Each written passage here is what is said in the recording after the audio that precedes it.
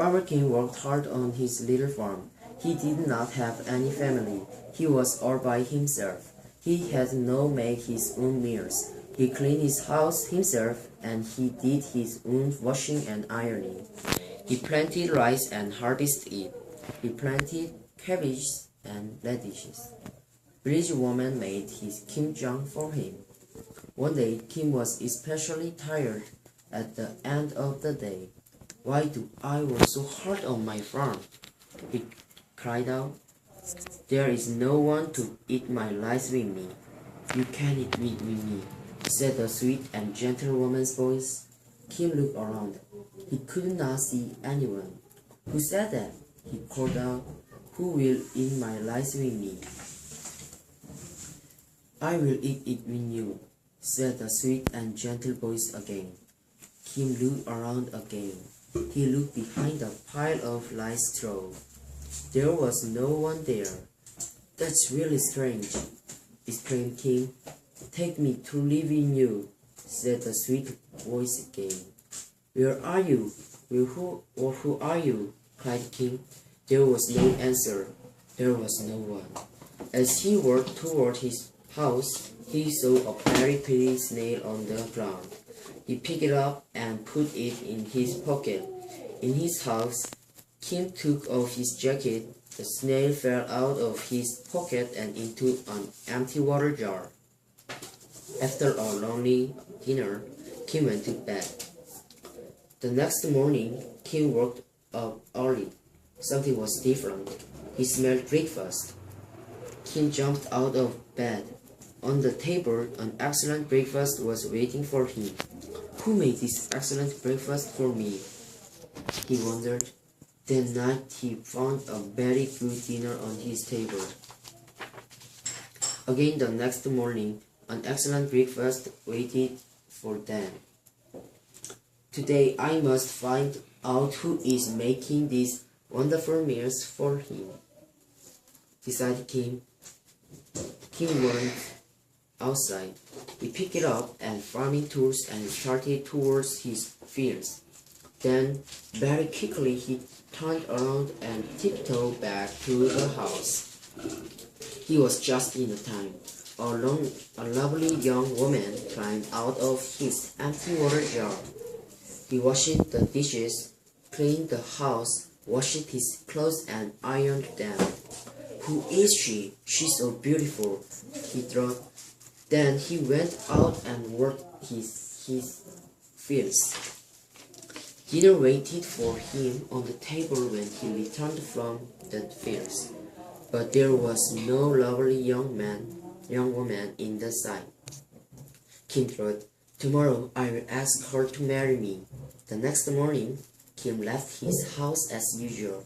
Immediately, he turned as quickly as he could. He stood in back of the water jar and waited for the young woman. As soon as she appeared, he asked, "Will you marry me?" The lovely lady blushed. "Yes, I will," she murmured. Kim and his new wife lived together very happily. They worked together hard, and soon they became rich. One day the governor rode past Kim's house. He saw the husband and wife working in their fields. "Look at that," he exclaimed. "The woman is too lovely to be working on the fields. She is too beautiful to be a common farmer's wife." The governor ordered a follower to bring Kim before him. When Kim arrived, the governor said, "See that mountain? You and I will have a contest. We will see who can cut down the most trees the fastest. If you win, I will give you half my land. If I win, you must give me your wife." Kim walked home slowly. He was very worried. "Don't worry," said Kim's wife, after he had told her the story. "Here is my snail shell. Go throw it into the sea. My father, the Dragon King, will come to give your help." Kim went to the sea and threw his shell into the water. Immediately, the waters parted. Kim saw the Dragon King walking towards him. "Here," said the Dragon King. "Take this ground. When you really need help, open it."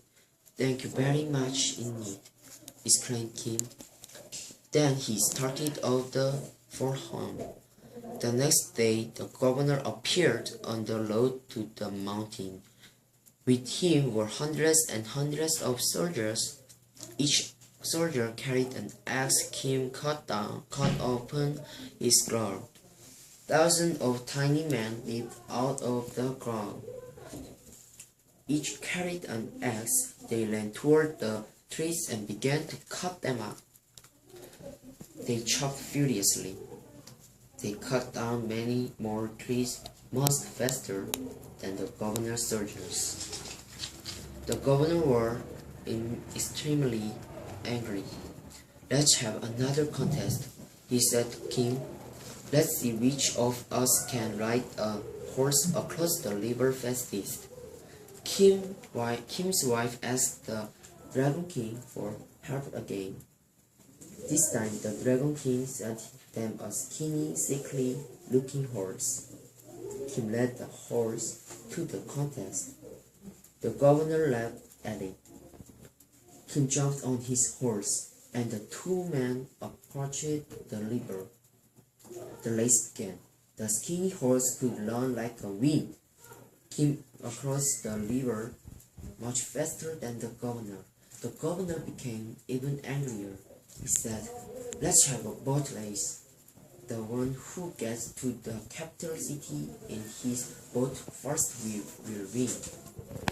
This time, the Dragon King gave him a very small boat. The governor and Kim started their race. Kim's boat went very fast. It was far ahead of the governor's boat. Suddenly, a huge wave came up became the governor's boat. It washed over the boat. The boat turned over and sank. The governor and his crew all drowned.